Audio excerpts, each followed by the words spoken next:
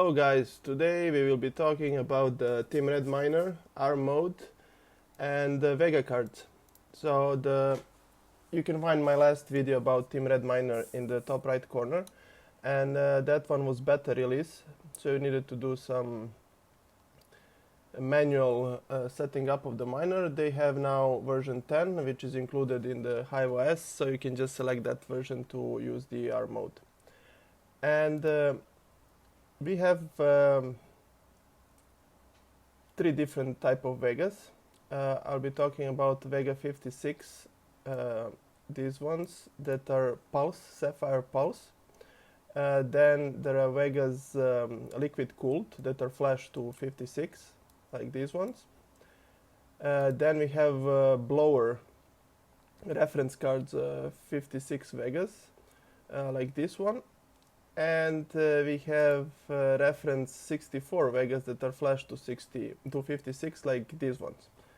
And now it actually makes a difference. What I have observed here, it's not the same as before. It didn't really matter if it was Vega 56 or 64, but now when it comes to efficiency, I think 56 is more efficient, especially if it is pulse, Sapphire pulse, which I think is the best Vega card.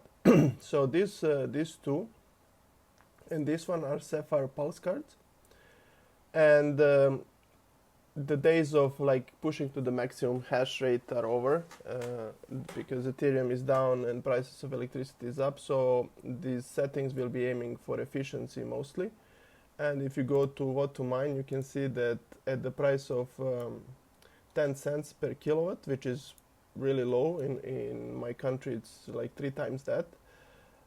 If you gain 1 hash rate per 10 watts, then you basically are losing money, or you're at zero. So I would accept only like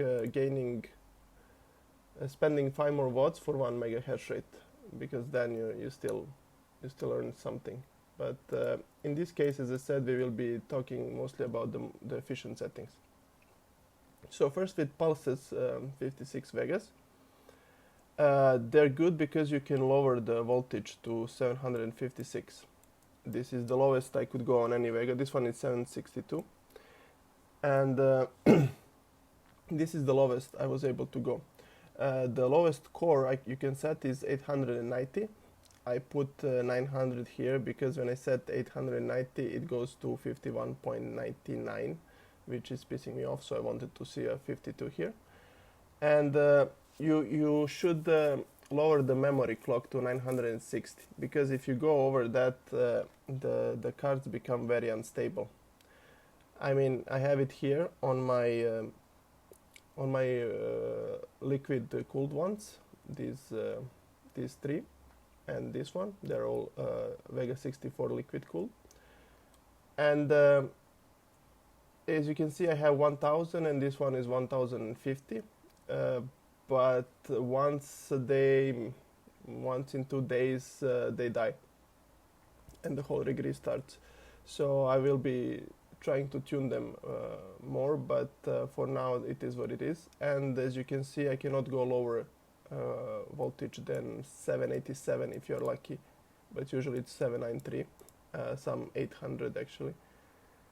So they use more power, not that efficient. So still Vega 56 pulse is the best when it comes to power. It's 92, 93, 94 watts in the software. Off the wall I still didn't fix my PMD, but as soon as I do, I will post a video on how much they actually take. But we can assume this is around 140, 150 watts from the wall.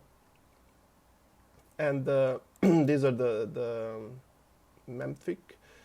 If you have, I will post this in the description, don't worry.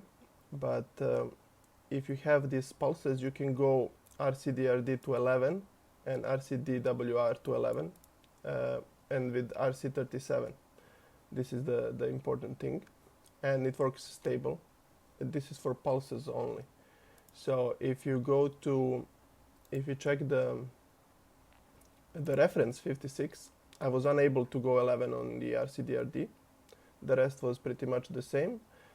So I was able to get a little bit under 52 but the power consumption is higher on the reference cards. And it is what it is. You cannot bring it down to to pulses power consumption, which is like 5 to 10 watts less at least. But these are the reference cards.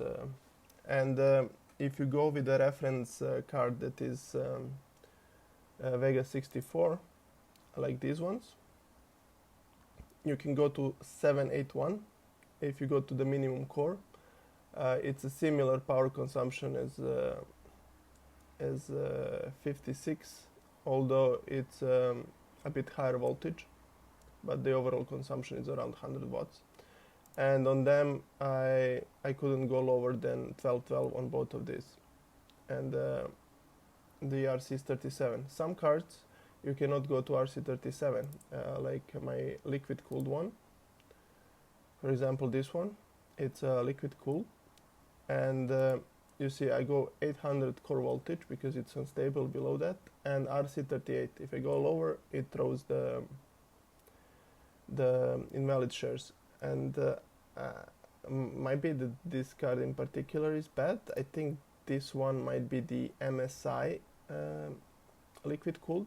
I mean, they're all a reference, but this MSI that I have, the other three are Sapphire. This MSI is behaving weird.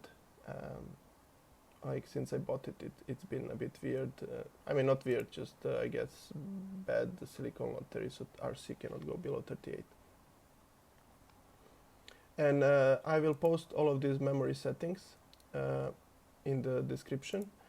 And for if you want to go above 960, which is like you need to be prepared for a lot of restarts until you make it stable in any way. The reference is lower. It's basically like the half of what I have for the other cards. So it's 30,600, and here I have 65,535. And these settings are more or less stable. I haven't tuned all of the Vegas 56 here that I have. As you can see, some I am basically running them similarly to what I had before, just to lower the core clock and memory as much as I could.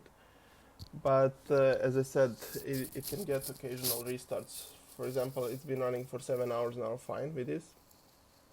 But yeah, it can get GPU dead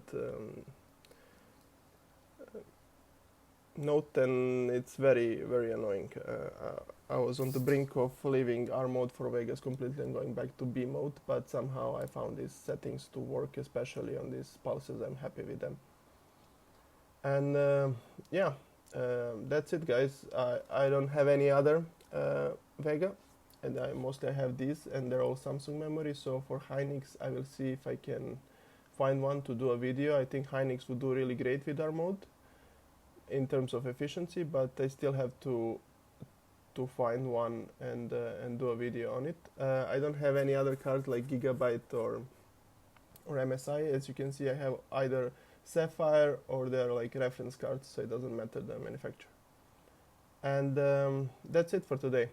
I hope this helps you tune your Vegas. If you have any comments and suggestions, please let me know, and if you have some better settings, please share it with me and with all of us. And please like, share and subscribe the video, and see you next time.